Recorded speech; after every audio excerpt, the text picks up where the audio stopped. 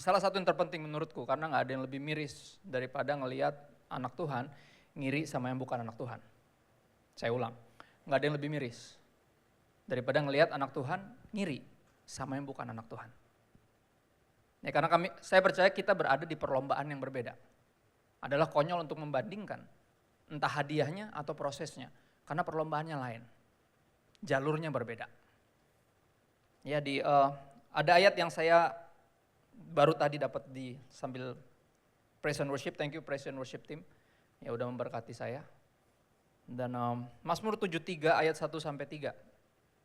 Mazmur 73 ayat 1 sampai 3, kita mulai di situ.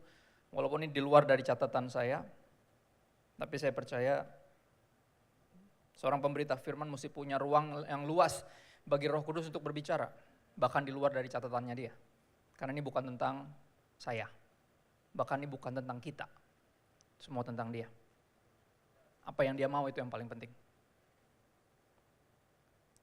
Mazmur 73 ayat 1 sampai 3 dikatakan demikian, Mazmur Asaf. Ya, Asaf yang bernyanyi, yang menyanyikan lagu ini, dia yang menggubahnya. Sesungguhnya Allah itu baik bagi mereka yang tulus hatinya, bagi mereka yang bersih hatinya. Tetapi, nah kata tetapi ini, ya, aku sedikit lagi maka kakiku terpleset, nyaris aku tergelincir. Hampir saya jatuh walaupun saya tulus hati.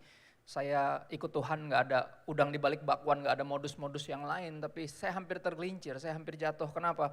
Sebab aku cemburu kepada pembual-pembual. Kalau aku melihat kemujuran orang-orang fasik.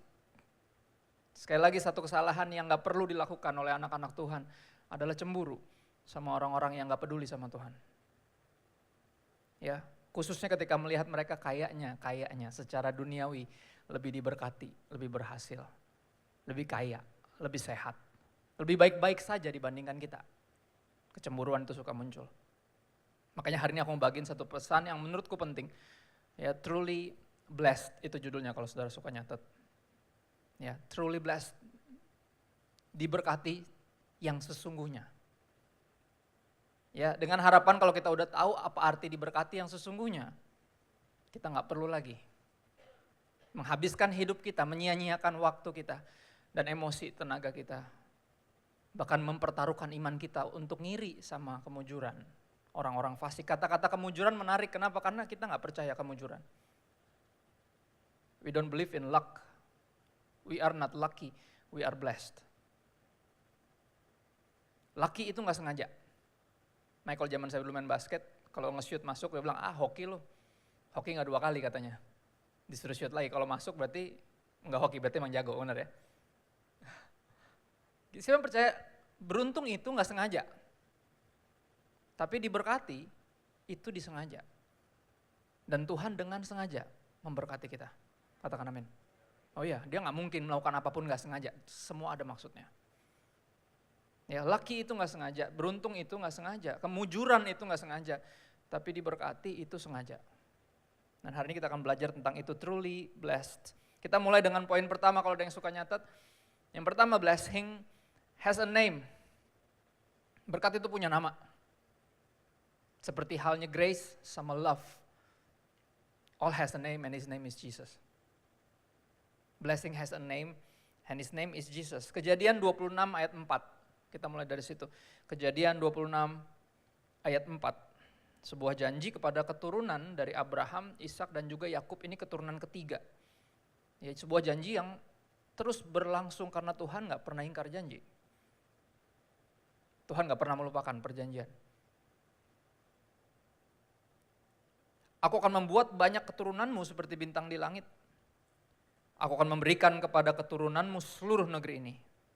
Dan oleh keturunanmu semua bangsa di bumi akan mendapat berkat. Ayat ini ngomong tentang siapa? Oleh keturunanmu, siapa dia? Galatia 3:16 Rasul Paulus coba jelasin. Yang dimaksud oleh keturunanmu semua bangsa di bumi akan diberkati. Galatia 3:16 dikatakan demikian. Adapun kepada Abraham diucapkan segala janji itu dan kepada keturunannya. Tadi yang kita baca kepada Yakub. Abraham, Ishak, Yakub. Makanya kalau doa berkat suka begitu ya. Biar berkat Abraham, Ishak dan Yakub. Sebenarnya itu bicara bukan tentang apa tapi tentang siapa. Ya. Sekali saya ulang, adapun kepada Abraham diucapkan segala janji itu dan kepada keturunannya. Tidak dikatakan kepada keturunan-keturunannya seolah-olah dimaksudkan banyak orang. Tetapi hanya satu orang dan kepada keturunanmu, yaitu siapa? Kristus. Blessing has a name and his name is Jesus. Ya, karena Yesus semua bangsa di dunia diberkati. Karena Yesus.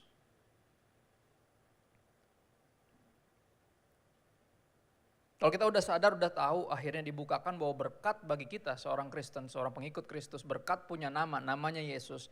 Baru kita bisa menyadari atau tahu persis apa arti diberkati yang sesungguhnya. Ya. Yang kedua, berbicara tentang blessed, redefine, itu judul poinnya. Yang pertama, blessing has a name, berkat punya nama, namanya Yesus. Blessed, redefine artinya apa? Arti diberkati yang sesungguhnya atau redefine, didefinisikan ulang, diartikan ulang, arti diberkati karena artinya suka random. Bagi orang, bahkan bagi anak Tuhan bisa loh arti diberkati sama persis sama apa yang dunia pikir. Dan itu buat jujur sebagai seorang pemberita firman saya frustasi. Karena jadi suka capek ngomongnya kayak Jaka Sembung naik ojek, gak nyambung Jack. Bener ya, saya ngomongin apa dia ngomongin apa. Dan dipikir dia benar, itu yang paling capek. Dan akhirnya pentar kecewa, di kemudian hari dia ngalamin kenyataan hidup yang pahit, yang gak enak, dia bingung. Dan dia pikir Tuhan bohong, bukan Tuhan bohong, lu yang gesrek. Lu yang salah paham. Diomongin gak mau tahu lagi. Kisah Rasul 3 ayat 26, kisah seputar para rasul. Wah, ya. Kisah para Rasul 3 ayat 26 dikatakan demikian, dan bagi kamulah, atau saya mulai mundur dari ayat 25 deh, mungkin biar dapat konteksnya sedikit boleh, multimedia dimundurin sedikit ke 25. If it is possible. Ya, kamulah yang mewarisi nubuat-nubuat itu dan mendapat bagian dalam perjanjian yang telah diadakan Allah dengan nenek moyang kita. Ya, artinya ini sesuatu yang turun-temurun. Karena dibilang kita mewarisi nubuat-nubuat itu. Ya, artinya ini buat kita juga. Ya, ketika ia berfirman kepada Abraham, ketika Tuhan berfirman kepada Abraham, oleh keturunanmu semua bangsa di bumi akan diberkati. Ini kita ngomongin hal yang sama, dari tadi masih ayat-ayat yang sama. Ya, di Kisah Rasul, di Galatia, ya, di Kejadian, masih ngomongin hal yang sama. Ayat 26 baru muncul. Salah satu ayat terpenting di Alkitab menurut saya. Berkaitan dengan tema ini. Ya, ayat 26 bilang apa? Dan bagi kamulah pertama-tama Allah membangkitkan hambanya. Siapa? Hanya huruf gede di sini bicara tentang siapa? Yesus. Bagi kamulah pertama-tama. Artinya apa? Berikutnya nggak boleh cuma buat kita doang. Mesti dibagikan ke semua orang. Ya, semua orang harus tahu. Lagu zaman dulu. Semua orang harus tahu siapa Yesus. Benar? Kenapa sih milih lagu zaman dulu? Situ bukannya anak zaman sekarang. Lagu zaman dulu satu nggak ada royalti, ya, yang kedua saya juga nggak tahu siapa yang bikin, jadi ya udahlah aman. Dan lagunya biasanya fokusnya sama Yesus. Itu yang saya perhatiin. Makanya kalau mau bikin lagu yang baru, please bikin lagu yang fokus sama Yesus, karena itu akan berlangsung, akan bertahan keturunan demi keturunan. Lagunya nggak cengeng, tapi setiap kita nyanyi kita mau nangis. Kenapa? Karena kita tahu He's been good to me. Buktinya apa? Dia utus Yesus buat saya. Bener gak? Kalau nyanyiin lagu lama, lagunya gak cengeng. Kita yang cengeng pas nyanyiinnya, bener ya? Karena semuanya fokus sama Yesus. Pengharapanku hanya Yesus saja, yang mati atas Golgota, Dia gembala. Jiwaku yang sungguh Yesus, Dia harapanku. Yesus harapan jiwaku. Ya, ketika kita tergoda untuk berharap sama yang kelihatan, yang ada di dunia ini, lagu ini ngingetin kita, hey, semua ini bisa ada dan gak ada gitu aja abis pandemi. Kita harus menyadari hal itu. Ini mesti udah bukan sesuatu yang diperdebatkan lagi. Semua orang udah tahu pandemi diizinkan terjadi untuk membuka mata semua orang. Bahwa semuanya selain Yesus, apapun dan siapapun itu cuma sementara. Dan mestinya kita gak taruh harap kita di situ.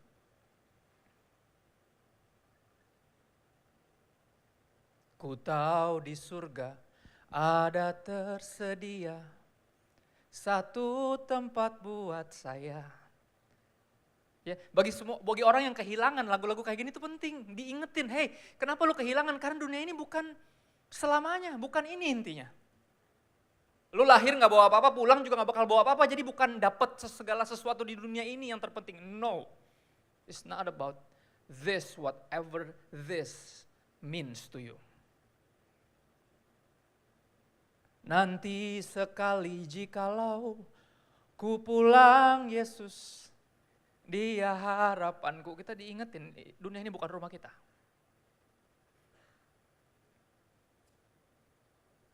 Apa jadi nyanyi? Ayo lanjut. Ayat 26. Bagi kamulah pertama-tama Allah membangkitkan hambanya dan mengutusnya kepada kamu supaya menarik. Ia memberkati kamu. Siapa? Yesus memberkati kamu dengan apa? Memimpin kamu masing-masing kembali dari segala kejahatanmu. Oh, ini arti diberkati. Diberkati artinya dipimpin oleh Yesus. Berbalik dari segala kejahatan. Artinya bisa nggak orang berpikir, mengira dia diberkati padahal dia hidup dalam dosa? Nggak bisa. Karena diberkati artinya dibawa kembali, berbalik dari jalan-jalan yang salah. Diberkati artinya hidup dalam pertobatan. Jadi nggak mungkin orang bisa sesumbar bilang he's living a blessed life. Seperti salah satu teman saya yang saya selalu berharap one day dia dengerin khotbah saya karena khotbah saya udah mulai menyebar di YouTube. Bukan saya yang taruh, puji Tuhan. Jadi saya nggak perlu jadi content creator, capek. Dan orang nanya kenapa nggak bikin sendiri, Pastor? Itu nanti asal-asal diposting kan nanti mereka dapat juga duitnya. Bukan urusan saya, bagian saya memberitakan firman. Dengan harapan ini bisa nyampe kepada siapapun yang perlu untuk mendengar ini. Dan saya selalu bilang ini, saya nggak pernah minta izin sama teman saya. Ya, karena dia juga bisa jadi nggak ingat apa yang dia bilang. Kemungkinan besar. Kata-kata ini, saya dengar kisah lu. Kata-kata gini, ngapain gereja biar diberkati? I'm living a blessed life, dia bilang. Wow. Salah satu hobi saya adalah kepoin kehidupan teman-teman lama saya yang saya tahu Kristen. Ya, saya pengen lihat udah sampai mana mereka. Ada satu yang sukses banget, tenar. Kayaknya kaya raya. Postingannya wah, luar negeri mulu. Ya, yang agak jarang postingannya itu sama keluarganya. Saya curiga. Tapi ada postingan tentang keluarganya juga. Feeling saya pencitraan, feeling saya. Tapi nggak boleh menghakimi, benar ya? Suudzon namanya, nggak boleh. Bahasa rohnya ya. Mungkin yang udah tahu bisa kasih tahu yang apaan tuh, gitu ya. Akhirnya saya tanyain dia, weh apa kabar lo? Ulang, masih Kristen kan? Saya bilang gitu. Terus dia bilang, weh gile Pak Pendeta. Gokil juga lo, gak nyangka gue lo jadi pendeta kata dia. Sama, gue juga enggak. Saya juga gak nyangka sampai hari ini saya bilang. Ya, terus gimana kabar, sukses nih ya? Aku bilang gitu kan segala macam. Wah iya puji Tuhan lah, masih ngomong puji Tuhan. Saya sempat seneng gitu karena oh iya berarti masih Kristen gitu ya. Tapi ternyata enggak, ternyata latahnya doang, puji Tuhan. Karena buat beberapa orang Kristen cuma agama yang dari lahir, mau nggak mau harus dipeluk. Jadi akhirnya cuman latah, kebiasaan aja ngomong puji Tuhan. Darah Yesus, kebiasaan. Ya saya seperempat Manado, apa artinya saya ngerti pakai kata darah Yesus buat main judi tuh. Cuman orang Manado yang melakukannya. Darah Yesus, pas banting kartu. Nggak ngerti lagi udah, bingung mau mulai dari mana, udah kayak benang kusut. Mulai dari mana ya? Susah. Ya. Nah singkat cerita, dia ceritain semua. Ya saya bilang sukses dan segala macam, dia bilang puji Tuhan dan segala macam gini. Terus saya tanya, lu gereja di mana sekarang? Karena itu yang pengen saya tanyain. Itu yang pengen saya tanyain karena itu yang paling penting buat saya. Saya berharap semua yang pernah saya kenal dan mengenal saya bisa berakhir di sorga bersama dengan saya. Oh iya. Itu sukses buat saya. Jangan sampai ada orang yang pernah bersinggungan dengan saya dan gak ke sorga. Sayang, buat apa lu kenal gua? Nggak ada gunanya. Apalagi yang follow, ya. Jangan sampai lu gak masuk sorga yang follow saya. Yang gak follow gak apa-apa, it's okay. Kristen artinya follower of Christ, bukan follower of Kristo. Jadi gak apa-apa kalau gak follow saya. Yang penting follow Kristus. Ya, saya tanya lu gereja di mana? Itu jawabannya aneh. Dia bilang ini, aduh sorry bro, gue emang gak gitu-gituan. Gak gitu-gituan gimana maksud lo? Dia anggap gereja itu sesuatu yang gak perlu. Gue gak gitu-gituan, dia gak gitu-gituan gimana? Lu pikir gereja gitu-gituan? Biasanya orang yang ngomong kayak gini ada kecewa sama gereja, I don't know. Biasanya gitu, makanya dia bilang gak gitu-gituan, buat dia sesuatu yang, apaan sih? Kaget saya. Terus abis itu kata-kata ini muncul yang tadi saya kutip. Lagian ngapain sih kok gereja? Biar diberkati. Wow. Artinya beberapa orang memandang kita yang lagi ke gereja nih kayak orang-orang yang lagi mau dapetin sesuatu. Manfaatin Tuhan. Dia ngeledek loh nadanya. Ngapain sih ke gereja? Biar diberkati. Tapi apakah benar kecurigaan dia? Apakah benar stigmanya bahwa orang ke gereja itu mau dapat sesuatu? Bukan mau memberikan segalanya. Karena kalau saya datang ke gereja, kalau saya melayani Tuhan, saya bukan untuk mendapatkan sesuatu. Karena saya telah diberikan segalanya, namanya Yesus. Saya datang untuk memberikan segalanya yang saya punya. Buat Yesus.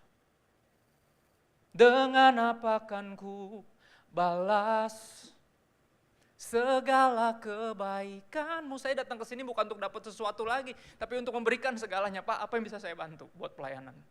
Apa yang bisa saya lakukan? Saya nggak bisa nyanyi, saya nggak bisa khotbah. Tapi duit ya lumayan masih ada lah. Ada yang perlu nggak? Perlu apa lagi? Nggak semua orang datang kepada Tuhan untuk manfaatin Tuhan, untuk dapetin sesuatu. Seperti yang di pikiran teman saya ini. Buat apa? Ngapain sih ke gereja? Biar diberkati. Ya saya berharap nggak ada lagi. Mudah-mudahan itu sebuah tuduhan dari dia kepada kita. Karena kita nggak datang untuk dapetin sesuatu. Kita datang untuk memberikan segalanya. Karena segalanya telah diberikan kepada kita, namanya Yesus. Dan kata-kata berikutnya yang bikin saya paling kesel. Dia bilang apa? I'm living a blessed life. What? Ngapain ke gereja biar diberkati? Gue udah diberkati. I'm living a blessed life cuma gara-gara apa? Tenar, kaya, sukses, sehat walafiat. Dan dia pikir itu blessed life. Dan saya gak perlu berasumsi untuk tahu orang yang jauh dari kehidupan beribadah, jauh dari Tuhan, hidupnya pasti dua dunia. Pasti di belakangnya bisnisnya gak benar, saya gak perlu berdebat dan gak perlu berasumsi buruk atau fitnah, gak perlu, saya udah tahu. Menjauh dari Tuhan, mendekat kepada dosa, itu udah pasti. Kaget saya.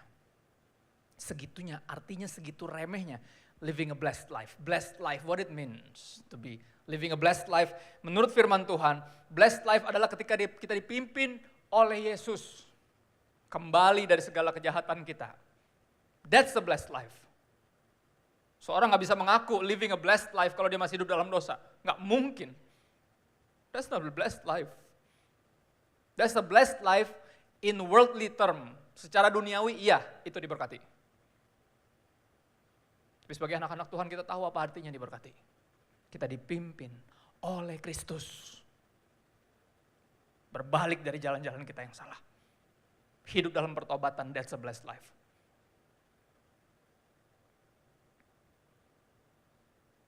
Di Yohanes 4 ayat 6 sampai 26 ada kisah tentang seorang perempuan yang ambil air di sumur siang-siang. Saudara ingat kisah itu?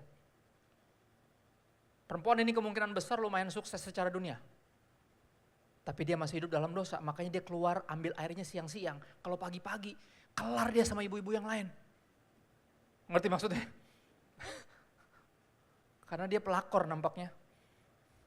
Jadi ada sekitar 5 keluarga yang berantakan gara-gara dia. Ya, dia ambil air siang-siang karena kalau ambil pagi-pagi bisa mati dia sama ibu-ibu yang lain. Dia keluar siang dan Yesus dengan sengaja, lihat, intentionally, semua yang Tuhan izinkan terjadi ada maksudnya. Gak pernah ada yang gak sengaja atau kelepasan atau gak ada, semuanya dengan sengaja. Yesus dengan sengaja nyuruh murid-muridnya, guys, cari makanan dong. Yang jauh nyarinya. Ya kan, bener gak kisahnya? Disuruh nyari makan ke kota yang jauh. Biar apa? Biar dia bisa ngobrol. Karena kalau secara peraturan Yahudi, bukan muhrim. Gak bisa ngomong. Apalagi Yahudi dan Samaria. Nggak mungkin ada obrolan, apalagi beda jenis kelamin. Kalau ada murid-muridnya, Yesus nggak bisa ngobrol sama perempuan ini. Ya, bahkan peraturan agama atau budaya bisa menghalangi kita dari berbelas kasih sama orang loh. Sorry to say.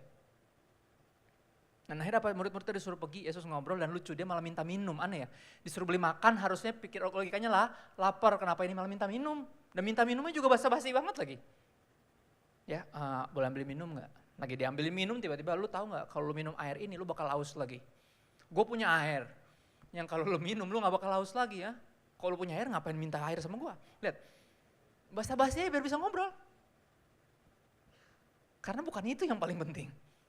Bukan minumnya Yesus lelah dalam perjalanan haus. Nampaknya itu yang dagingnya paling perlu, tapi bukan itu yang rohnya lakukan. Yang dia lakukan tetap adalah yang paling penting untuk menyelamatkan jiwa-jiwa. Dia gak mikirin hausnya dia lagi. Dan dia berusaha menangin perempuan ini. Ya saya punya air yang kalau kamu minum kamu gak akan haus lagi. Dan bahkan kamu bukan hanya akan dipuaskan dahagamu, tapi apa kamu akan jadi seperti mata air. Yang memancarkan air kehidupan. Terus dia bilang, saya mau dong air itu. Yesus bilang, aku yang sedang berbicara dengan kamu. Terus ditembak langsung dosanya. Kenapa? Karena itu yang paling penting. It's not a blessed life if we live in sin. Bukan kehidupan diberkati kalau kita hidup dalam dosa, maka Yesus langsung tembak itunya. Panggil ke sini suamimu. Kaget dia. Kok langsung ke situ? Ya, bener gak? Kaget dia. Terus dia bilang gini, saya gak punya suami. Bener katamu, kamu udah pernah punya 5 hubungan. Dan yang terakhir ini pun bukan suamimu. Apalagi 1-5, I don't know. Dari keluar siang-siang ambil airnya kita tahu. Itu semua hubungan yang terlarang, bener gak? Makanya dia ngumpet. Kaget dia dan dia berusaha mengalihkan perbincangan. Ya kan? Oh kalau kalian mah gerejanya di situ ya. Kalau kita gerejanya di sini. Hah? Ya kan? Kalian beribadah di Yerusalem, kalau kita beribadah di gunung ini. Apa urusannya kata Yesus? Akan tiba waktunya kata Tuhan Yesus, ini bukan tentang di mana atau gimana. Di gunung ini atau di Yerusalem, di gereja ini atau di rumah atau bukan tentang itu. Akan tiba waktunya. Ya, orang akan menyembah Bapa dalam roh dan kebenaran karena itu yang Tuhan mau. Bukan tentang di mana dan bukan tentang gimana, tapi siapa? Siapa yang kita sembah? Apakah dia segalanya buat kita atau enggak? Dan dia bilang gini, teologinya bagus loh perempuan ini. Secara keuangan juga mungkin gak ada problem, cuman masalahnya tadi. Dia agak antisosial karena hidup dalam dosa, dia harus menghindari konsekuensi sosial itu. Dia bilang gini, nanti akan datang Mesias. Yang terpilih, yang diurapi dan dia akan jelasin kepada kita siapa yang kita sembah. Dan Tuhan Yesus bilang apa? I am he. Saya dia yang sedang berbincang-bincang dengan kamu. Saya datang untuk memperkenalkan siapa yang kamu sembah. Karena kehidupan yang diberkati mulai di situ. Tak kenal maka tak sayang, sulit untuk percaya. Enggak percaya yang membuat kita terus ngiri sama kemujuran orang fasik. Itu kan tanda ketidakpercayaan. Seolah Tuhan enggak cukup kaya untuk bisa memberkati kita dalam tanda kutip. Mencukupkan kita. Kayaknya enggak cukup, saya mesti curang juga. Kalau enggak curang enggak kebagian. Itu kan ciri-ciri ketidakpercayaan. Kalau percaya kayak tadi, lagu tadi. Ku percaya janjimu ajaib. Percaya nggak? Kalau percaya nggak perlu ngiri tanda nggak percaya. Kalau percaya nggak perlu curang, nggak perlu tergoda untuk mengorbankan integritas, itu tandanya kita nggak sungguh percaya. Kalau gua nggak curang, kalau gua nggak nyuri, kalau gua nggak nipu, nanti nggak kebagian, nanti nggak cukup. Itu kan ciri-ciri tidak percaya. Dan kisah ini berlangsung unik. Karena habis ini perempuan ini menyadari siapa Yesus dan dia langsung pergi. Di ayat, dia langsung pergi habis itu ke seluruh kota. Ceritain tentang Yesus, dia bilang dia ketemu Yesus. Dan satu kota dibawa kepada Yesus melalui dia. Dan ini adalah sebuah perjalanan yang harusnya jadi perjalanan kita. Dan saya akan tutup dengan poin terakhir. Tentang tujuan kita diberkati. Oke, blessing has a name, his name is Jesus. Ya, blessed, redefined, diberkati artinya dipimpin oleh Yesus, kembali dari jalan-jalan yang salah, hidup dalam pertobatan itu arti diberkati, dan tujuan diberkati, itu yang penting. Kalau enggak ada tujuannya juga bingung. Buat apa? Nah kita pikir buat kita, padahal bukan. Ya, Kisah Para Rasul 1 ayat 6-8. Bahkan menjelang kenaikan Yesus ke sorga, para muridnya atau bahkan yang ngikutin dia masih belum ngerti juga ini tentang apa. Mereka masih ikut Yesus karena motivasi yang salah. Banyak yang ikut Yesus gara-gara berpikir Yesus akan menggulingkan pemerintahan Romawi yang adalah penjajah. Mereka berpikir seperti itu. Yesus bisa sembuhin mereka dari sakit, ya jelas bisa, bukan masalah bisa apa enggak. Yesus bisa bikin mereka jadi kaya. Yudas kecewa, kenapa? Karena dia pikir kalau Yesus jadi kaisar, minimal dia jadi menteri keuangan, itu yang di otak dia. Banyak yang ikut Yesus dengan modusnya masing-masing. Tapi ini yang menarik adalah apa? Menjelang akhir dia naik ke sorga pun masih banyak yang gak ngeh ini tentang apa. Kisah Para Rasul 1 ayat 6 sampai 8, maka bertanyalah mereka yang berkumpul di situ. Lihat, artinya apa nih adegannya? Saya ngebayang karena saya anak DKV. Ada yang anak DKV di sini? Desain grafis, yang jangan malu, angkat tangan yang tinggi. Walaupun kita agak susah nyari kerja gara-gara Canva. Oke, it's okay. Semua orang DKV sekarang, udah bisa bikin poster, nggak perlu kita lagi. Ya, saya suka ngasih, nyesel saya. Oh, nggak ada yang kebetulan. Ya, karena saya anak desain grafis, kalau baca Alkitab saya coba ngebayangin, nih adegannya seperti apa. Bayangin Yesus udah tinggal naik ke sorga. Oke, udah terangkat setengah, udah ngambang segini terbang. Ya, cahaya udah mulai bersinar, lagunya pasti udah kayak, udah gitu kan. Udah mau terbang nih, tiba-tiba ada yang minta maaf. Kayak di film Bajai Bajuri, ada yang suka minta maaf kalau ada yang ingat. Maaf ya, gitu jangan naik dulu, ntar dulu. Dia nanya apa? Tuhan, maukah engkau pada masa ini memulihkan kerajaan bagi Israel? Kira-kira Israel merdekanya kapan ya?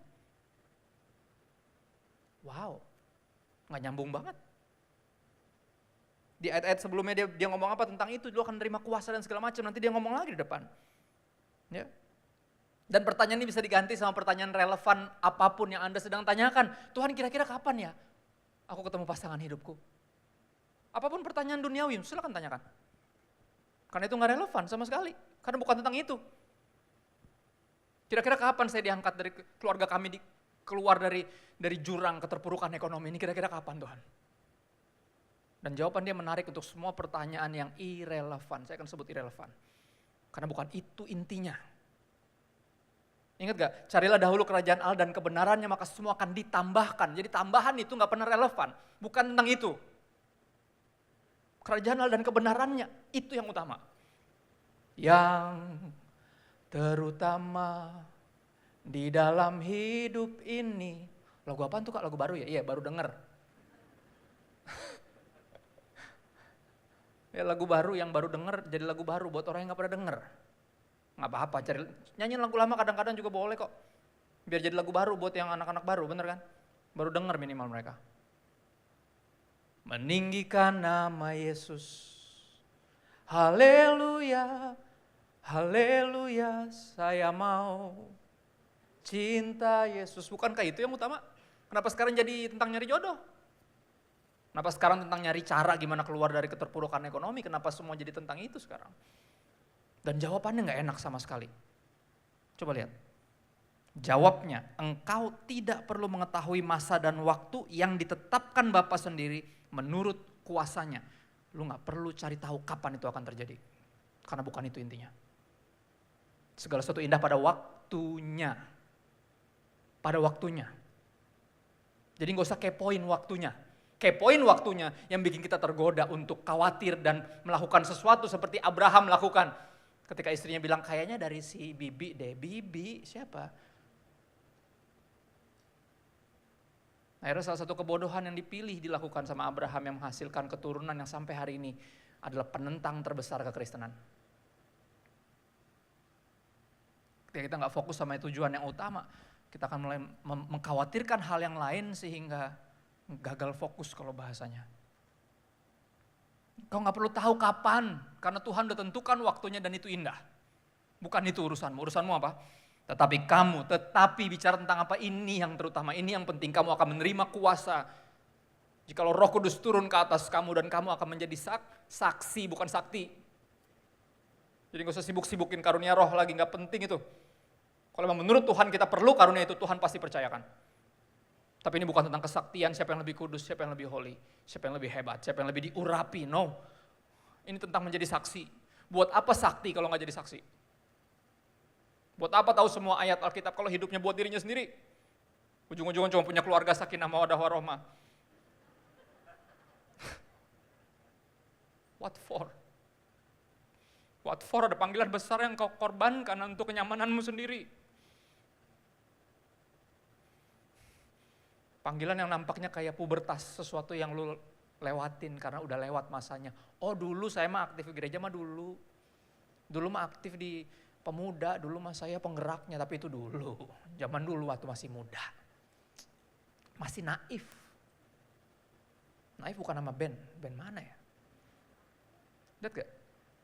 Kesungguh-sungguhan, keaktifan ngikut Tuhan melayani jadi sebuah sesuatu yang dilalui kayak pubertas, sedih banget. Tapi pas udah punya keluarga mah ya udahlah, mau gimana ya, baru merit nih. Aduh anakku baru lahir nih, baru lahiran, jadi terlalu sibuk buat Tuhan dan makin banyak tanggung jawab hidup, makin banyak, makin kagak jelas. Dan makin sibuk, terlalu sibuk buat Tuhan, wadaw. Terlalu sibuk buat Tuhan dalam artian gak punya waktu buat Tuhan sama sekali.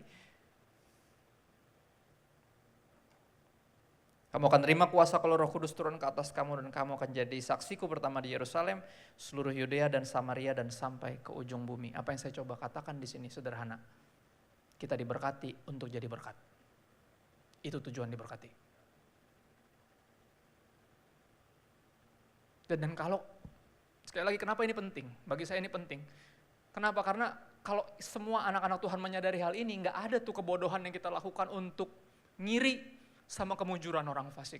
Gak perlu. Kita tetap jujur. Ya, ada timing, ada kairosnya Tuhan. Bagian saya sekarang berusaha, walaupun susah, setengah mati, hancur-hancuran. Dan kayaknya ada jalan pintas untuk curang, untuk ngambil, biar gue nggak perlu, kita nggak perlu takut karena Tuhan di pihak kita, dan kita nggak perlu takut.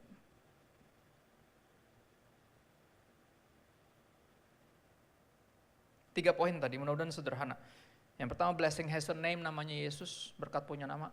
Yang kedua, arti diberkati adalah dipimpin oleh Yesus kembali dari segala kejahatan kita, hidup dalam pertobatan, itu arti yang di blessed life. Hidup yang diberkati adalah hidup dalam pertobatan. Dan yang terakhir adalah apa? Kita diberkati untuk jadi berkat.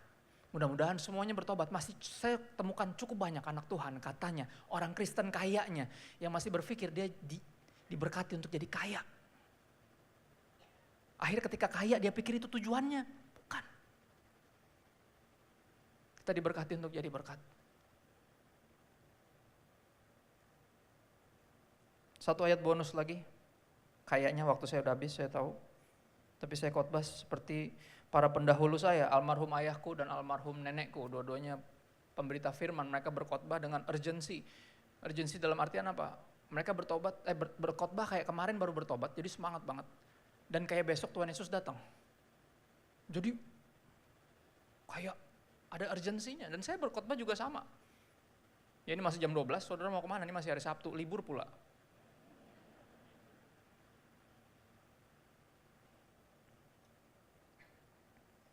Kejadian 12, kalau saya nggak salah ingat. Karena nggak sekolah Alkitab, itulah jeleknya ya.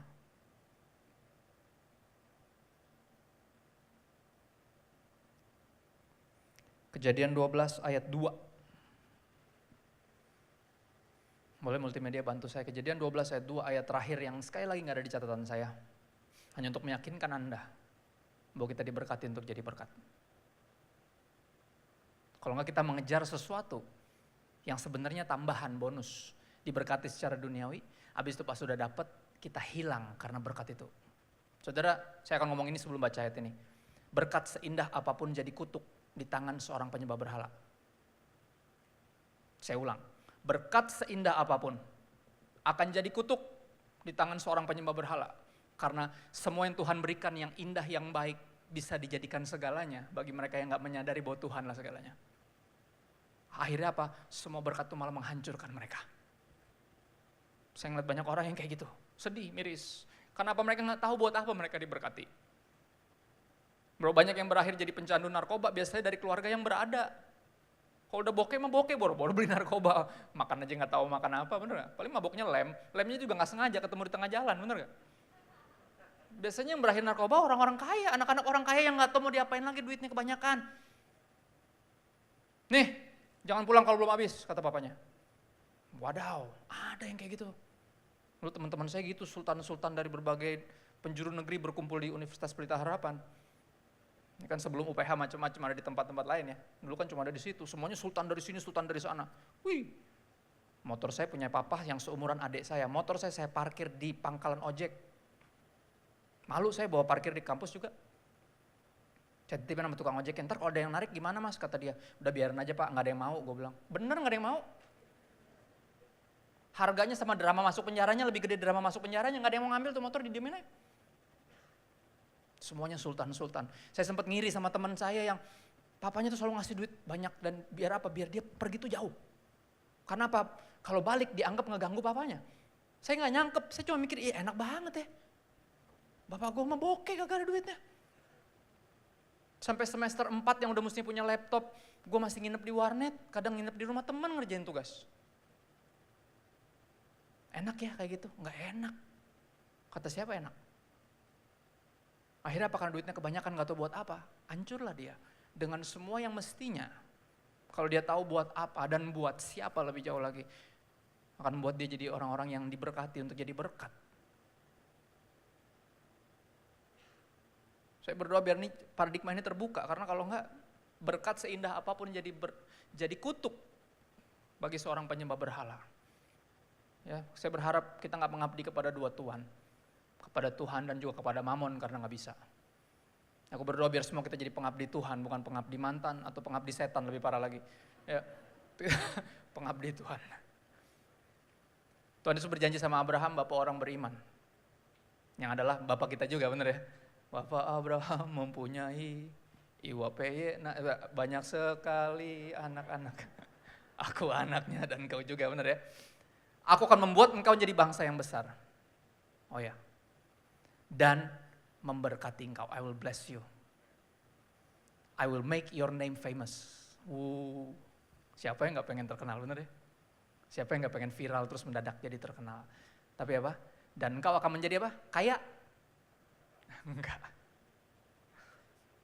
Ya. Tujuan semuanya. Menjadi bangsa yang besar.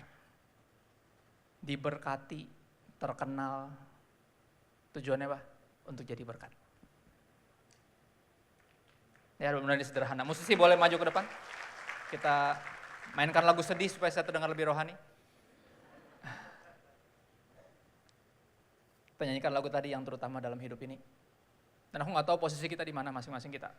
Tapi ini saat introspeksi. Berapa banyak yang sempat ngiri sama kemujuran orang fasik. Dan tanpa sadar merendahkan Tuhan. Yang punya rencana yang terbaik buat kita. Berapa banyak yang sempat insecure.